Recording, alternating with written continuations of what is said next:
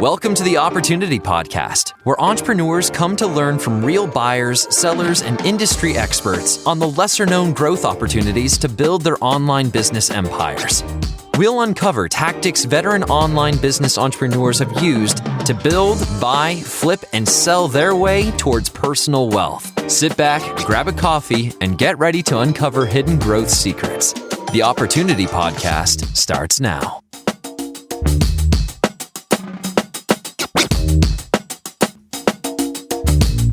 Hey everyone, welcome back to the Opportunity Podcast, your go-to resource for hitting growth opportunities throughout online business. We're your hosts. I'm Brandon. And I'm Sarah. And thanks for joining us for our latest episode. Yeah, so today we'll be speaking with Andy Allaway. He's the Director of Operations at Empire Flippers, going on 3.5 years now. Andy's with us today to explain the critical relationship between solid operations and successful online businesses. Indeed. He's also going to discuss how you can optimize your business operations and discover easy wins that make managing your asset require less effort on your part. Andy also discusses how you can lead and manage a remote team and ultimately how operations can be used to scale your digital asset. Yeah, it's going to be some great stuff, but we won't give away too much yet.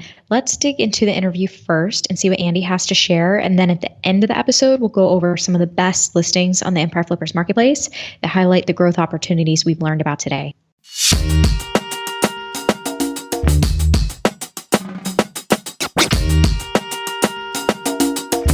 Hey everyone, welcome back to the Opportunity Podcast. Today we are really excited to bring on our Director of Operations, Andy Allaway. He has been leading operations for us for 3.5 years, and he's here to talk a little bit more about how to scale operations to build your empire. So Andy, thanks so much for coming on today. How you doing? I'm good. Yeah, real good. Thanks. No problem at all. Yeah, it's definitely good to have you. So I guess, before we actually get into the nitty gritty of operations and what that all means, can you walk me through, how'd you make your way to Empire Flippers?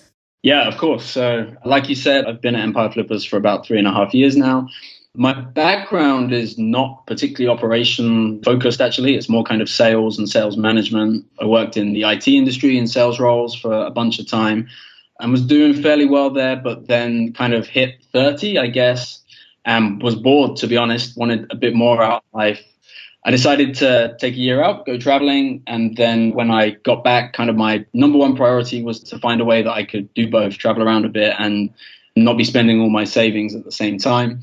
So I did some kind of content marketing, I did some freelance writing, a bunch of stuff, which eventually led me to Empire Flippers in kind of April of 2017. So yeah, that's pretty much it. Oh, that's awesome. I kind of love how you're able to take your passions. You wanted something new and you wanted to travel and you just made it work for this role. That's pretty amazing. Yeah. I mean, I couldn't believe when I first joined Empire Flippers that someone was going to pay me to live in Vietnam. That was pretty much that point. Yeah, we feel the same way. Brenda and I had to go out and train in Vietnam and trying to explain that to people back home. Oh, I'm going to Vietnam for job training. Like the looks you get when you try to explain that. But in any case, that's Empire Flippers. That's how it works. Speaking of, so a lot of people might not be familiar with actually what operations at Empire Flippers entails. So could you maybe introduce us to that for those who might not be familiar? Sure. Yeah. So operations right now encompasses 3 different departments. So we have our vetting team, all the listings that reach our marketplace and many that don't go through our vetting process, where we check the numbers, we check into the seller and just make sure it's a good fit for us. We have our customer service team, so looking after buyers and sellers throughout the whole sales process, including updating listings and just general customer service. And then we have our migration team, where we kind of technically move the asset from the seller to the buyer after the sale, all kind of done for you. And yeah, that comes under me as well. So vetting, customer service, and migrations. Okay. Yeah, so I know those 3 have basically been more or less constant in the time that you've been here, but obviously a lot's changed. 3.5 years, I'm pretty sure we're an entirely different company than when you first started. So can you just tell our audience maybe how this company has grown and changed, at least from an operations perspective, in the time that you have been leading the department? Yeah, of course. So, I mean, firstly, in terms of the dollar amount of deals that we're doing, we're probably something like 3 times bigger now than when I joined in 2017. So, I mean, that's just a good start to running a fun operations team, as we've had to constantly try and keep pace with that. I think some ways that the operations team stands out now or has evolved over that time, I think just our structure and our approach is way more mature now. You're right that when I joined in 2017, we were doing vetting, customer service, and migrations, but not split out into 3 separate teams. We kind of had general customer service people who were doing a bit of each, some vettings in the mornings, some migration in the afternoons. And obviously with that, there's a couple of issues. There's some pretty big task switching time lost. And it's tough for people to specialize as well. So that's one thing we did pretty quickly after I joined, actually. We broke people out into more specialist roles, separate teams. We have a team of supervisors in place managing those areas. I think some other things as well. So we've had to evolve our processes as we've started doing bigger and bigger deals. I think I would say that even when I joined, we had a really solid process for doing small content sites and taking those the whole way through. That was already pretty slick. I'd like to think it's better now than it was then, but it was pretty good then. But the month that I joined, actually, in April of 2017, Empire Flippers closed on our first 7-figure deal. And since then, we've done a bunch more of those. And they require somewhat of a different approach. They're more complex. It's more important to have consistent contact points between sellers and our team throughout. It just needs kind of more touch. The needs are a bit different. So we still have a real healthy business on the small stuff. And that still goes through the slick process, but we've had to develop an equally slick but higher touch process to manage those big ones as well. Yeah, I'd say that's probably the main way things have evolved. Mm-hmm. Yeah, it's really interesting that you say, the development as a company in whole, like growing over the years, scaling to the level that we have with our operations department. Now, Andy, so what do you feel is maybe something that we've been doing right, or maybe something that we've been struggling with in our operations department that other businesses could learn from? Sure, yeah. So I'll give you one of each. So one thing I think that we get right at Empire Flippers, and we've been getting right long before I was here, to be honest, is we've always been really solid at documenting our processes. Everything has been written down, whether it's in a Google Doc or a specialist tool, screenshots of kind of exactly the steps we go through at various points in our process. And that's important for a few reasons, I think. Like, one, it just makes it easier to be consistent. Everyone is clear on kind of what has to be done. It also makes it easier to troubleshoot errors or problems when they do arise. It can really only be one of 2 things. Either the process isn't working or someone isn't following the process. So that makes troubleshooting a bit easier. And also it helps to train in new starters to have things really well documented. I think something that we've struggled with historically that maybe people can learn from is, to be honest, in operations capacity planning. It's tricky, particularly with how we've been growing. But I think historically, maybe we've looked at, take vetting for an example, and I'll make some numbers up. But if we think that the average vetting advisor can handle 10 vettings at a time, and let's say that our hypothetical workload is 40, then you'd think, okay, we need 4 people. But in the real world, it doesn't quite work like that. You have sickness, you have vacations, maybe the workload spikes because of seasonality. But so I think sometimes we've been a bit slow to factor that in, particularly when you add the growth on top. The flip side of that is kind of true, though. Sometimes you hire and then maybe because of seasonality, things dip and workload's a little bit lower. And then you can be nervous the other way that you've overhired. I think we've improved on that, though. We get around that a bit by, if we have a surplus of people, then we have some projects that we can get them involved in.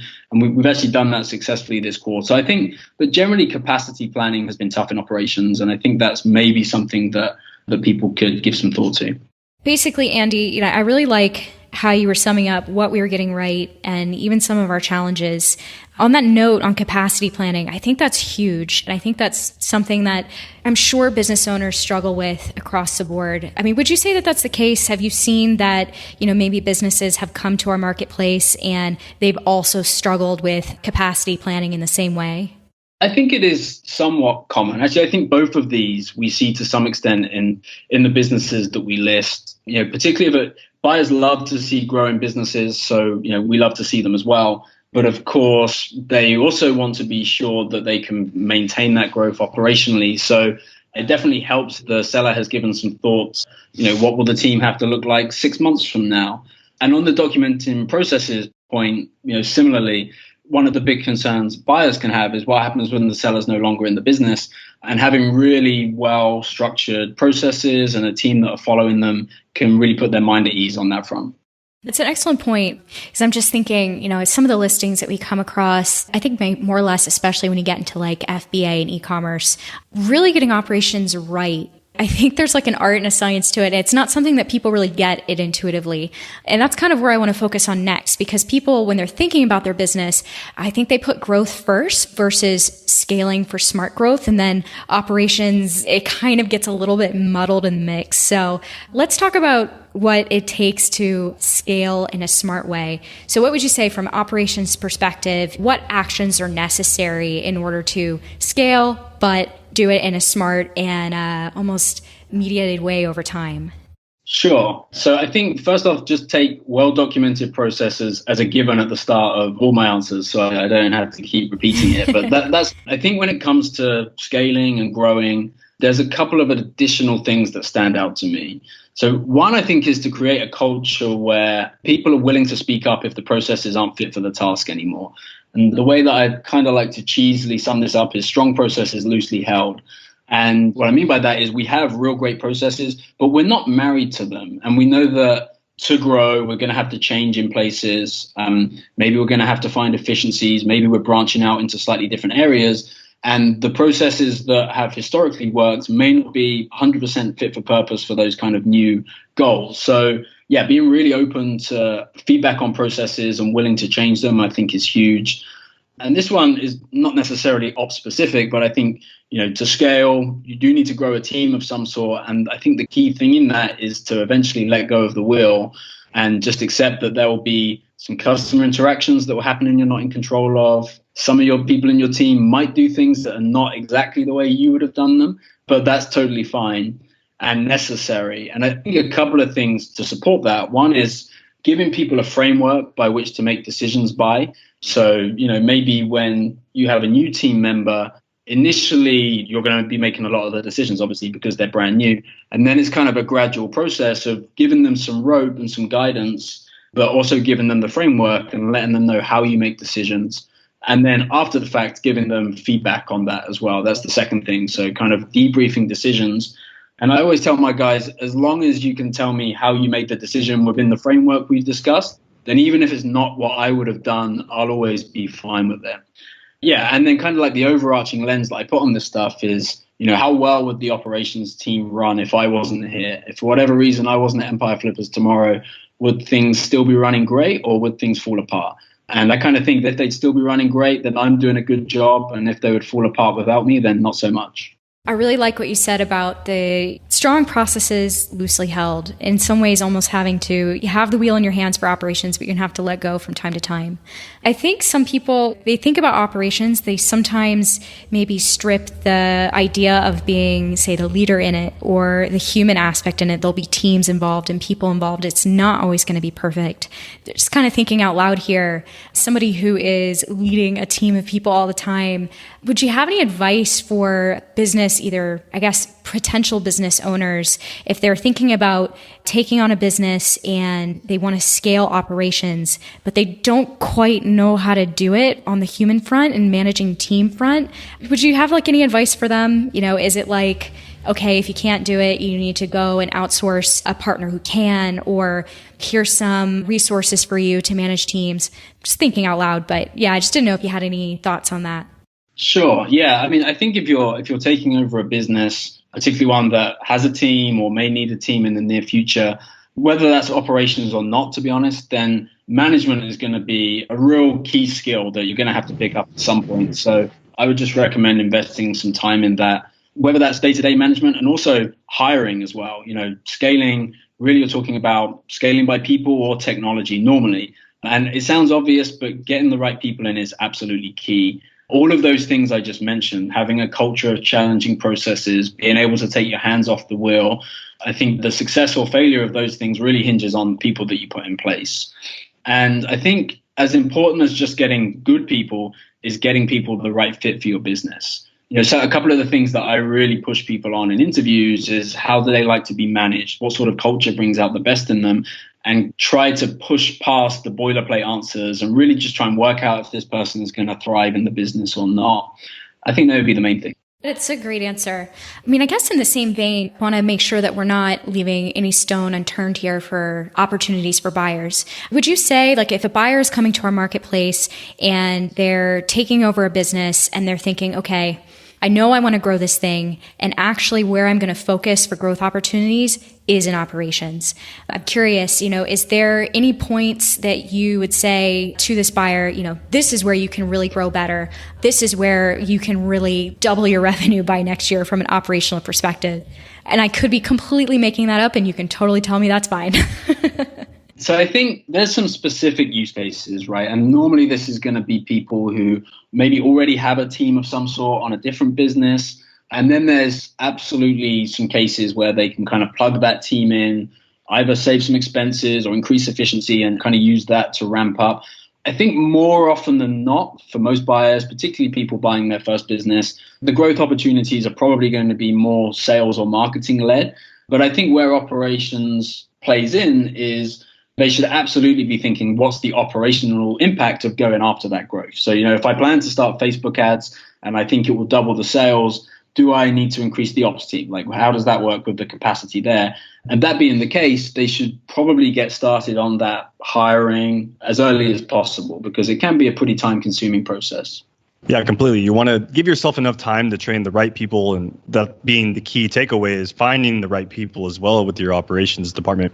So, Andy, can you tell me a little bit about the differences between, let's say, someone that has an experience or has some experience managing a business or growing a business that's your typical brick and mortar or retail shop that has physical inventory that people would walk into your store with? What are some of the challenges or maybe some of the differences between building up your team in that type of environment compared to managing an online asset or maybe even scaling a remote company? Yeah, so I think there are some additional things to consider when managing a remote team or scaling a remote company. Again, I would really start thinking about this in the hiring process. Some people really fit really naturally into remote work, and some struggle without kind of the daily in-person interaction. And actually, quite often, those people don't even realize it themselves until they're in the business. So again, anything you can kind of tease out in the hiring process can save you some pain a bit further down the line. I think, to me, the number one key for managing effectively remotely is to focus on outcomes and not activity. People clear expectations of what needs to get done, and then give them the freedom to do it. Don't stress about the hours that they're sat in front of their computer or stuff like that. And then support that with real clear, we want to use KPIs, OKRs, any of that kind of tracking stuff. Have some sort of scoreboard, have some sort of visible thing so that people, can be measured and see that they're achieving what they're supposed to be achieving. So I think that's the main day-to-day one. And I think the final thing I'd add on a remote team is still take the time to get to know people personally. And there's a bunch of different ways you can do that. For some people, they like to have an organized social Zoom call or something, and that works great for some, but not for everyone. My personal style is just to dedicate a bit more time than you probably would in an in-person meeting at the start of a virtual one, just to, chew in the fat, talking about people's weekends, getting to know people a bit more. And I think that's really, really valuable time. Yeah, I completely agree with you on that. And, taking that extra step or that extra time at the beginning to make sure that you are optimizing your operations department and team is very important to help you succeed down the road. Now, also, I had noticed there are a few businesses or even a few online assets that come onto our marketplace where the seller has decided they'd like to hire out work to freelancers or maybe VAs overseas. What do you feel are maybe some of the differences between building up an operations team from only VAs or freelancers versus having actual employees come on and be within your department? Yeah, it's definitely a little different. VAs and kind of external contractors like that, I think there's good and bad sides, right? They're going to naturally be a bit less in your culture. Culture is maybe a bit less important there. You could probably hire for skills more than cultural fit. Obviously, there's some downsides to that as well. I would say, I'm going to sound like a broken record, but particularly if you're using VAs or external contractors, those processes come up again. They're going to be all the more important. And you probably want to just maybe think about an extended training period to make sure they're really comfortable, because you may have them in Slack or something, but the lines of communication with a VA or a contractor may not be quite as slick as someone who's actually in your business. So yeah, that's probably the main thing. Excellent. I know that we've sort of talked in depth about, what buyers and sellers could be doing, but we haven't really covered like what we can actually do, we at Empire Flippers can actually do to help buyers and sellers with their operation goals. So give me your take on that. What is it that we can be doing for buyers and sellers from an operation perspective? I think this is going to start by having a conversation with us. If you're a seller looking to sell your business, kind of not sure if your operational house is in order, then it's going to be a bit individual, but there's definitely some tips we can give you, some things that we know buyers are going to want to see. We'd be happy to work with you on a 6-12 month exit plan and getting those things in place. For buyers, I think it's more about really assessing what it is you want to do personally in the business, particularly operationally. Many buyers want to be pretty hands-off, and then it's going to be important that we point you in the direction of a business that has a real solid operational function.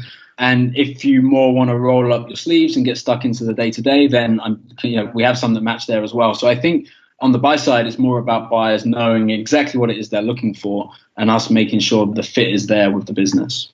Yeah, absolutely.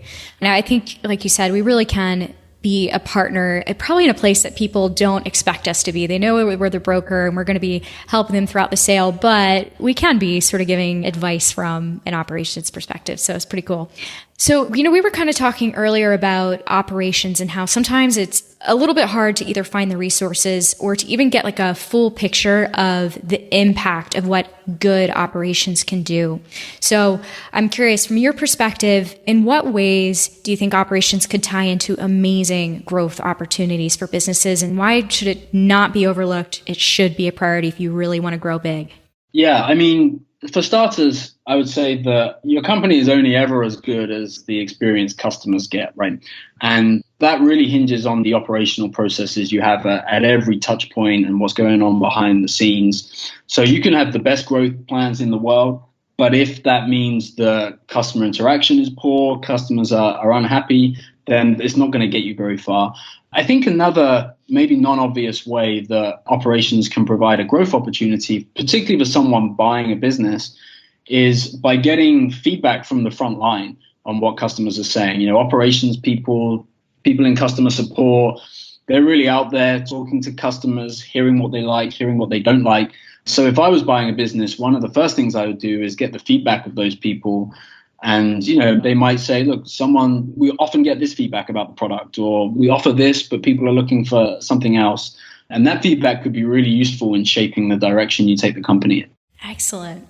Well, Andy, I feel like this has been really cool. We've definitely got a better picture of operations for our own company, but for our buyers and sellers, what they can really do if they can hone in on operations and get them done right.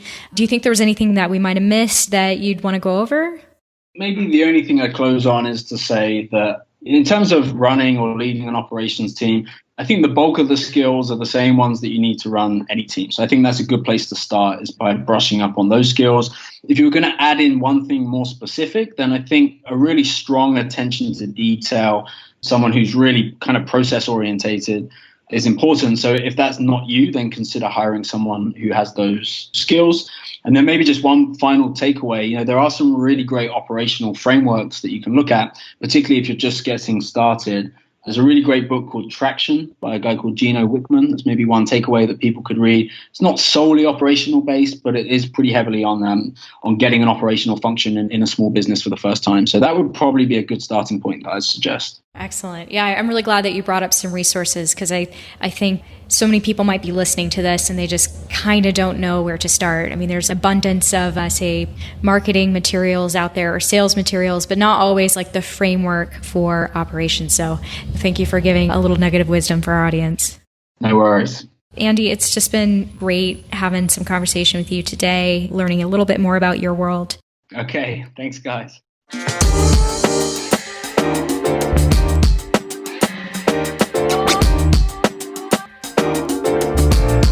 Hey everyone, as promised, now that we've wrapped up this episode and learned about scaling your operations, we wanted to connect you with some of our best listings in the SaaS, affiliate, and info product space that offer a great foundation to scale operations. So first listing we have mentioned here is 48307, which is a SaaS business in the news and education niche.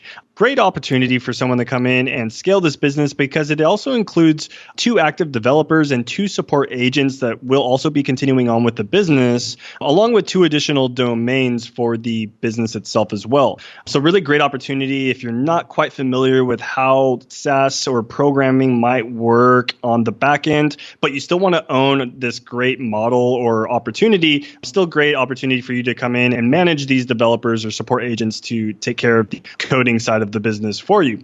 Also, what's included is an email list with over 24,000 subscribers. So this is also a great opportunity for someone that might have some email marketing know-how or experience and know how to captivate their audience through email outreach campaigns, or maybe even how to monetize this email list to include an additional revenue stream to the asset. Great opportunity for someone to come in and scale, especially if they already have a little bit of experience with marketing these types of products on the back end, or even just, how to scale a SaaS business, know-how if you've, learned from, a particular guru or someone that is experienced in the space already. Yeah, I think one of my favorite things about this business is the fact that it's got the software developers already on hand. I know that's a big thing, as we've discussed in other episodes about being a technical buyer or not. And not every buyer coming in has the skill set, who knows how to code, who knows how to run a SaaS. So having trusted software developers ready to go when you need them is a huge leg up. Speaking of a leg up due to Teams, 48345.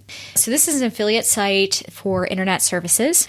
This one's super cool because it's already got 2 outsourced workers in place, and they're doing pretty much all the grunt work for an affiliate site. So that's producing content and doing outreach for guest posts and backlinks.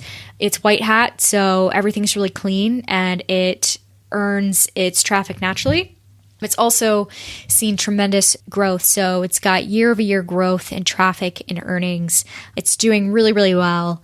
A few other nice feathers in its cap. It's also got active Facebook and Twitter accounts, SOPs. So beautifully all lined out should someone want to take this over. And yeah, it's also got amazing traffic through its top pages. So overall, if we're looking at an affiliate site like this one is chugging along nicely, it would make a really clean, well-performing acquisition for the right buyer. So yeah, that's our 2 businesses for today. And that about wraps up the episode. Thanks so much for tuning in again to the Opportunity Podcast. We hope you've gained some valuable insight to the opportunities digital acquisitions offer. Click the link in the description or visit empireflippers.com/marketplace to learn more about these businesses or other listings currently live on our platform.